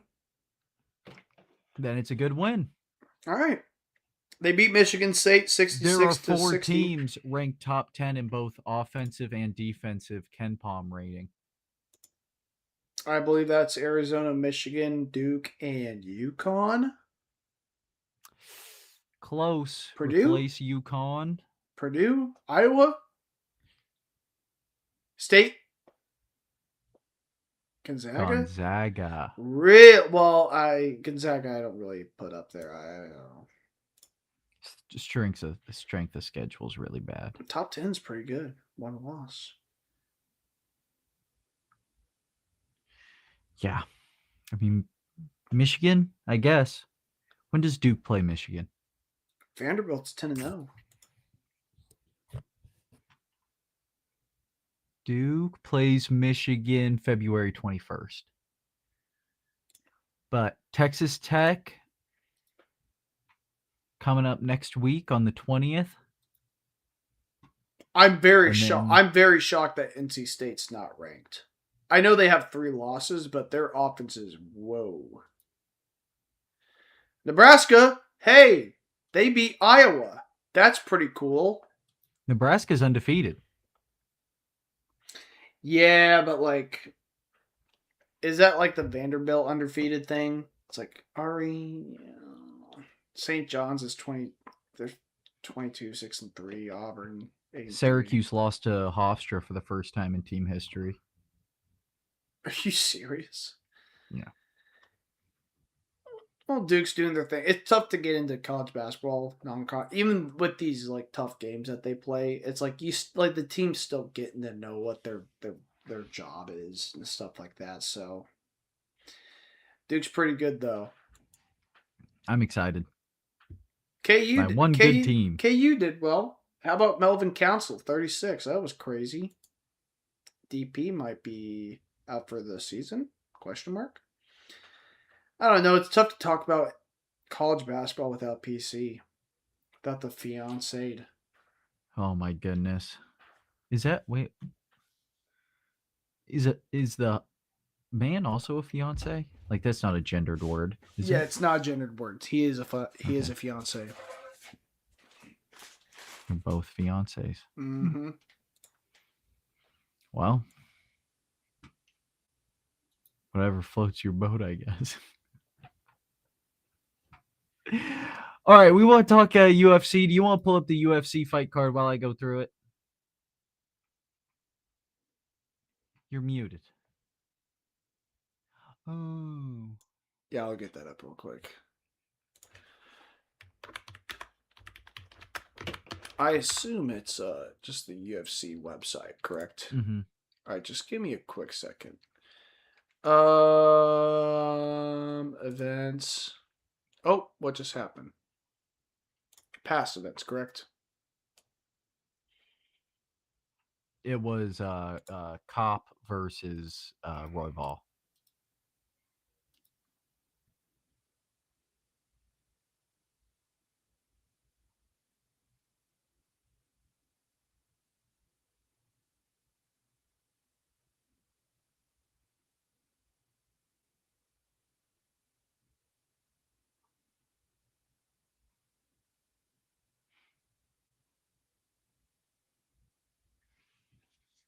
It was the last fight ever on ESPN. It was in the Apex. It was a good card. There was a cancellation right before the card. It was the matchup between Jillian Robertson and Amanda Lemos. Hours before the fight, Lemos had a medical emergency that made it so she could not fight, and they could not find a replacement for Jillian on such short notice, having it be only hours before the fight. But other than that, the card was really good, actually. I mean, it started out with a boom. You had Jamie Lynn Horth versus Tezera Is this Bleda. it? Is this it? Yep, that's it. That's it right there. All the way at the bottom. Yep. So that's where we're starting off. Jamie Lynn Horth versus Teresa Bleda, maybe? Teresa? Slight underdog wins. The 35-year-old Jamie Lynn Horth. She got the win for her Canadian sister, Jillian Robertson. Gamo Pat versus Alan Fry was an interesting heavyweight fight. Guillermo Pat moves to undefeated. I think this was his UFC debut. He didn't look like a heavyweight. He actually looked pretty good. But yeah, he had a canceled bout in the Contender Series and was an LFA fighter. But this was his UFC debut. He got the win, but this was not a very exciting bout. I'd like to see him get another good matchup in the future to really show off his skills, but this was not that fight. Moving on up the card, though, we have Luana Santos versus Melissa Croden. This was a unanimous decision for Luana Santos. Good fight all in all. Luana Santos moves to 10-2, women's bantamweight. We'll see what these girls can do. They're maybe not quite ranked level, but anything happens in these women's divisions, really. You have pretty consistently, really, number 10 and lower ranked fighters fighting for championships. So obviously they have some stuff set up with Kayla Harrison and Amanda Nunes, but Luana Santos is a fun prospect to kind of watch. She's only 25 years old. She's 10-2, and this was a pretty good win. One of my favorite stories in the UFC this year, Steven Asplund, Concrete. Hey, he gets the W. hey, What's he do? hey, I'll suck your toes. What's his nickname again? What's his nickname? Concrete. Concrete. He's 27 years old. He used to be 500 pounds. Now he's big AF. He's shaped goofy. I mean, oh my gosh. But what a story. I kind of want to watch on, that fight. do you see the stats on your screen? I do. I do see the stats. The output that he had, the combinations that he threw, he wants to be a UFC fighter. And Sean Sharif, I don't know. He wasn't a name that I knew too much of heading into this fight, and he was able to stand his ground, and that's why maybe I'm a little slow on Steven Asplund. Does that say 100 strikes? He threw a bunch. Oh my gosh! He threw a bunch, and this was a really, really good fight. I need to watch it. I haven't seen it.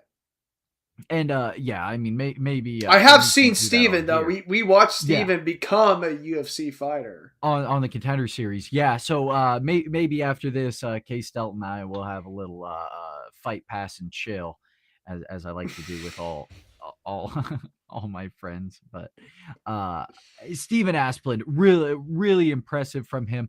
I'd like to see him with more of a challenge next time. I think there was more opportunities for him to put out Sean Sharif that he didn't maybe take full advantage of, or maybe was taking full advantage of, and leaves more to be desired. So right. I mean, so sometimes it's not someone's fault that they're not getting 80-yard touchdowns. Maybe they're just not that fast. And it's like, well, maybe he doesn't have the power of these heavyweights.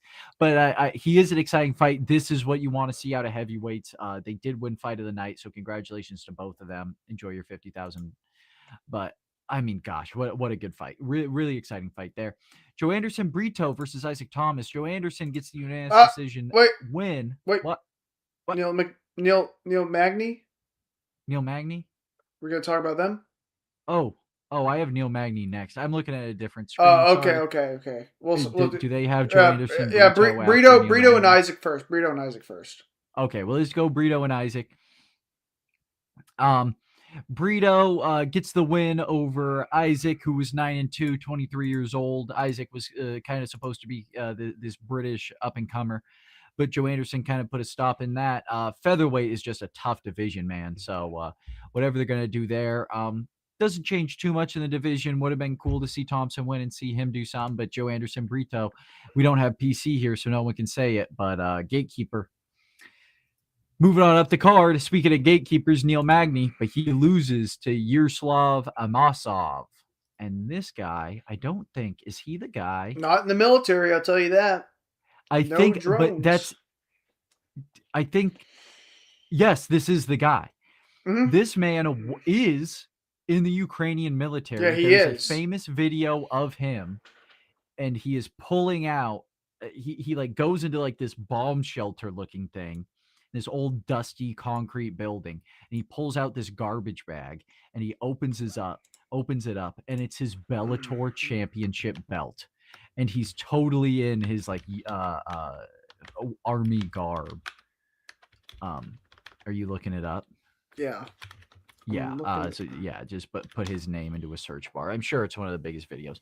But just incredible story by him. I mean, 29-1. I hope he can make noise in welterweight. Welterweight kind of needs somebody to do some stuff. They got some weird things going on at the top. JDM, obviously, and then you have Islam, who came in and took that belt, but we don't know if he's going to stay 55 or stay 70. Here we go, right here. I mean, how cool is this, huh? I turned it up all the way.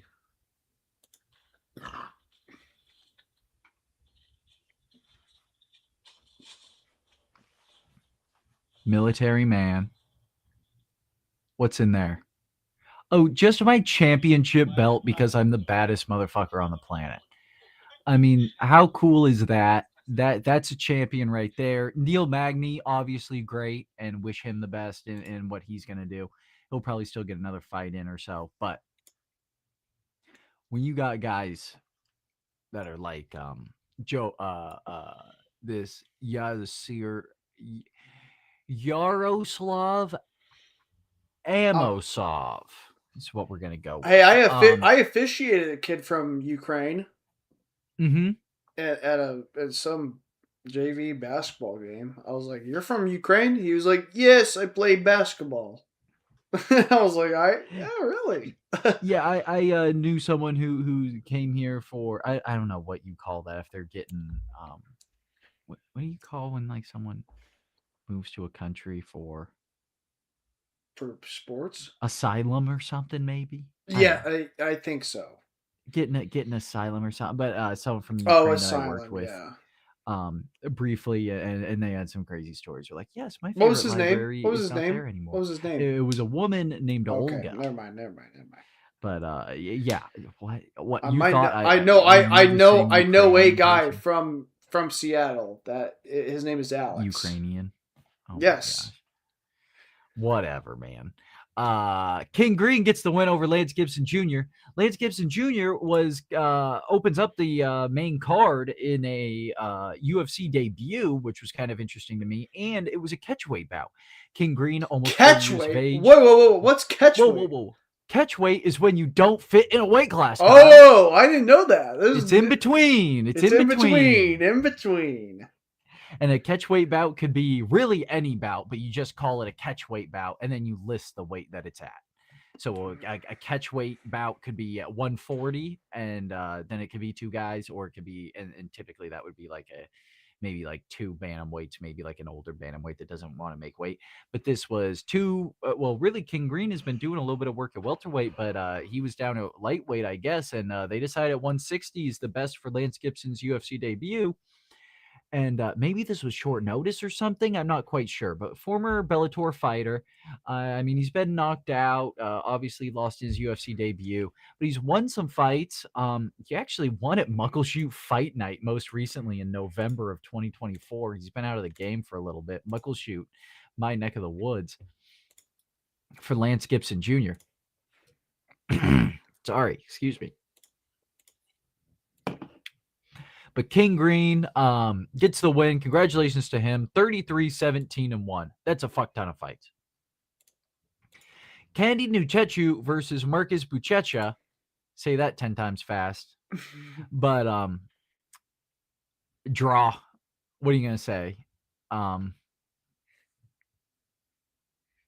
think you can bet on draws. So if you had this on your parlay, screwed you. Man, Kennedy came out. Kennedy?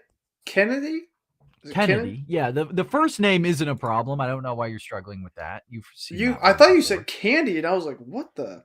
Kennedy Nchechu. Marcus came out with a strong second round, but man, Kennedy. Yeah, and Kennedy's had some KOs in his career. He's kind of a fun fighter, but he has lost a lot when it comes to the UFC. He got the heel hook submission by Walter Walker. So what are you gonna do?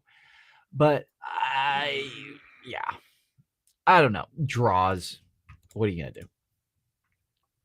Melky Costa, very good fighter. I had the honor and pleasure of watching him fight at UFC Seattle in February of this year.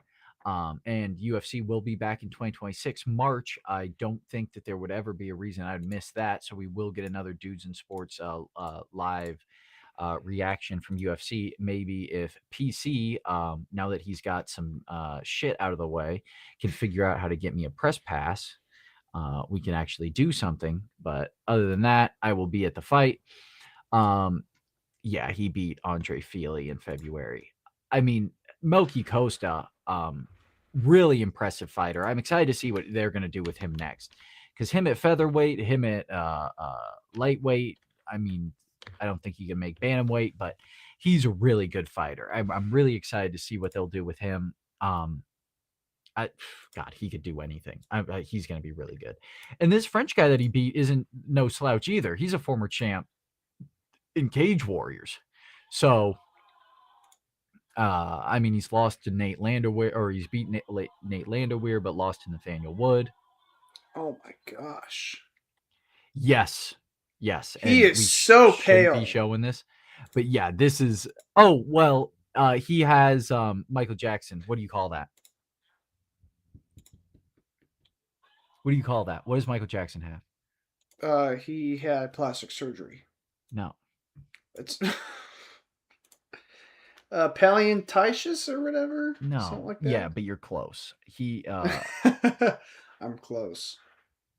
Oh, I forget what it's called.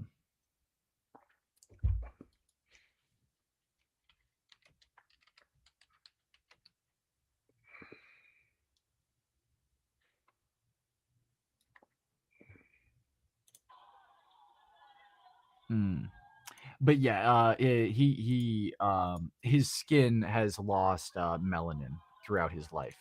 When he was starting in the UFC, he was a lot. I don't know how I say this without getting canceled, so I'm just gonna stop talking. But congratulations to Melky. He's a really great fighter. Like, even when I saw him in Seattle, he had more melanin in his skin. And I think he has more in the picture. Yeah, like it changes. Like, he's just gonna be like, and you get less melanin. That's the disease. I don't know if there is a disease that gives you more melanin. He's just gonna be clear. Maybe being a ginger and freckles, I guess, is more melanin. But yeah, I mean, I don't want to turn this into a whatever. But yes, Costa, incredible fighter. Really excited to see him. Hopefully we get him again in Seattle. I mean, that would be cool. Olachechki beat Cesar Almeida, unanimous decision. That's all I have to say about that fight. I watched that fight. Sucked. Kevin Vallejos beat Giga Kajatsky. Giga was winning this whole fight, and I don't know if K-Stel's going to pull up the stats, and it kind of reflects that. I have right but here. Kevin Vallejos hit him with this spinning back fist elbow thing. I mean, he was just really throwing spaghetti against the wall, seeing what sticks, and it stuck on Giga, and it knocked Giga out. So, congratulations to him, obviously. But Kevin Vallejos, I mean, good win by him. I had money on, or I didn't have money on any of these fights, but Giga was my bet, and gosh, Kevin, good win by him, Argentinian. So,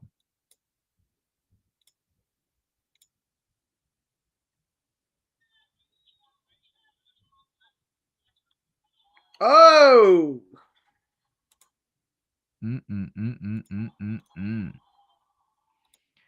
If we're gonna, yeah, really um, quick. No more than like 20 seconds or 30 seconds, I think. yeah, yeah, and I'm not too worried about it. It's not like we're making Come money get off this us. anyway. I'm just kidding. Yeah.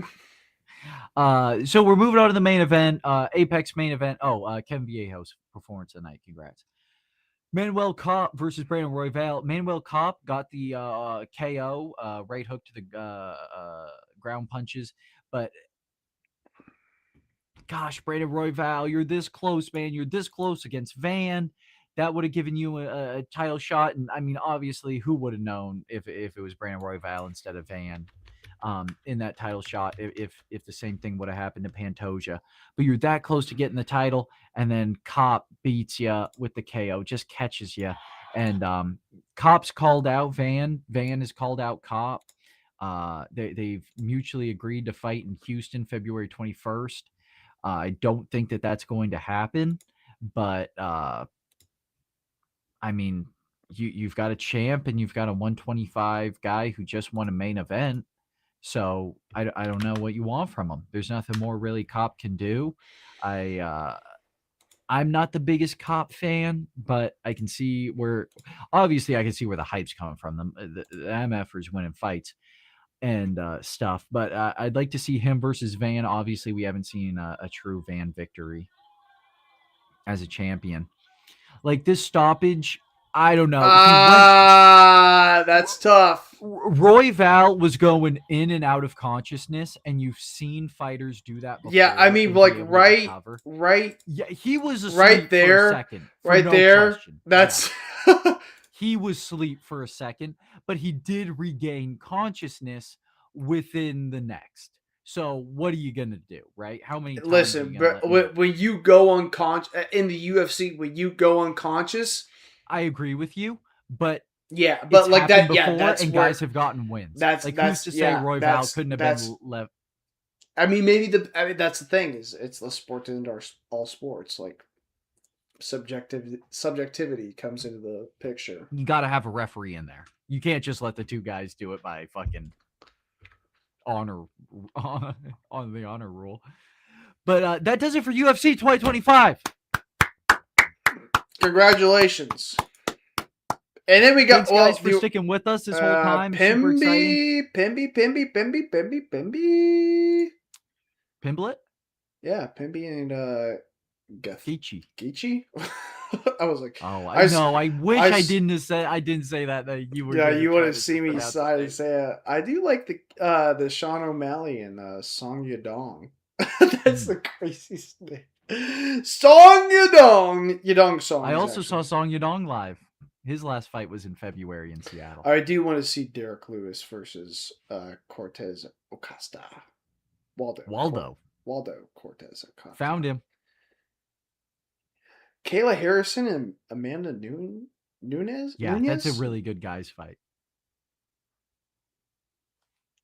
I'm sure it is. Those two women have more testosterone than this podcast.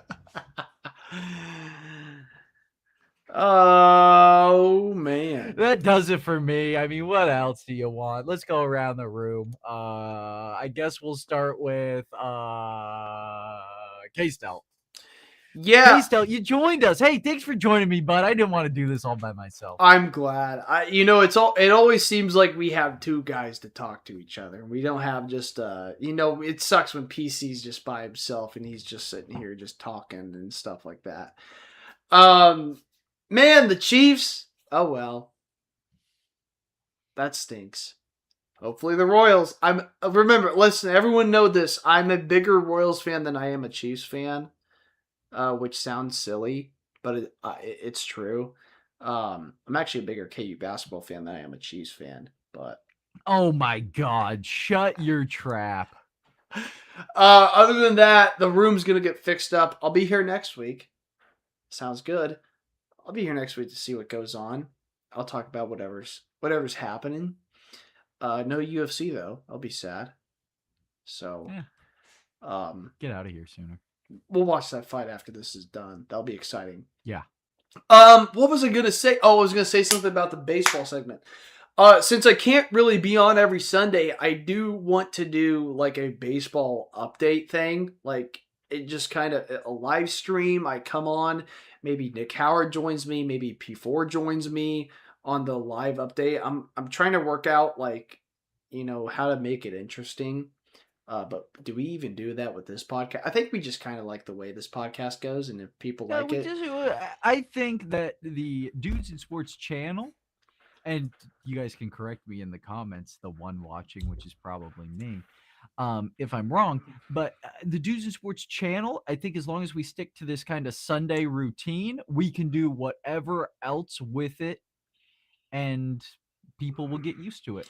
maybe they will. I'll start doing a baseball thing where I come on and just start talking about. I'll go live right now. I'll go live. I'm not really good at editing and stuff like that. Maybe I'll get used to it once I am actually like not doing everything at once, like getting married and moving and all that You stuff. got married almost a year ago. I got married like not even 6 months ago. Yeah, but it will be the next calendar year in less than a month. Okay, and that does. I'm just kidding. But yeah, doing some baseball things, maybe like a go around sport. I don't know. I'm trying to figure out what I'm gonna do because like just purely baseball. Imagine that. Purely baseball is silly, but we'll see what happens. We'll see what happens. We kind of want to add some more stuff, but we also don't have the production to, or the want to, I guess. Sorry, expose myself. This is not our full-time job. It's mine. It's P4's, it's not mine. That's it. Thanks guys. Thanks for having me back on. Thanks for not slandering me in the I didn't even section. make a single 10-day contract joke. Thanks. PC wasn't here because all he does is talk about 10-day contracts, and there's been a lot of 10 days. Is that like a stelting thing? Stelting the club. Just the bloodline. Just a 10-day contract. That's actually really funny. I should tell him if I ever see him again. That's what you're gonna bring up. I have this podcast. I know you're a 3-time dunk champion. I might have made more money than him just roughing basketball. Sorry.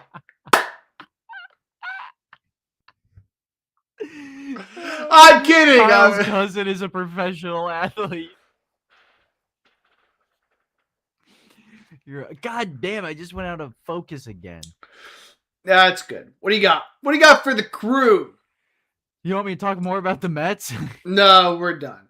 We're done with the Mets. We're done with the Royals. We're done with the sports. Actually, have a happy New Year and a Merry Christmas, by the way. Merry Christmas. Merry Happy Christmas. holidays. No, it's a great time to Merry Christmas. No Merry happy Christmas. holidays. America first. So my English only, USA. Something that I wanted to mention.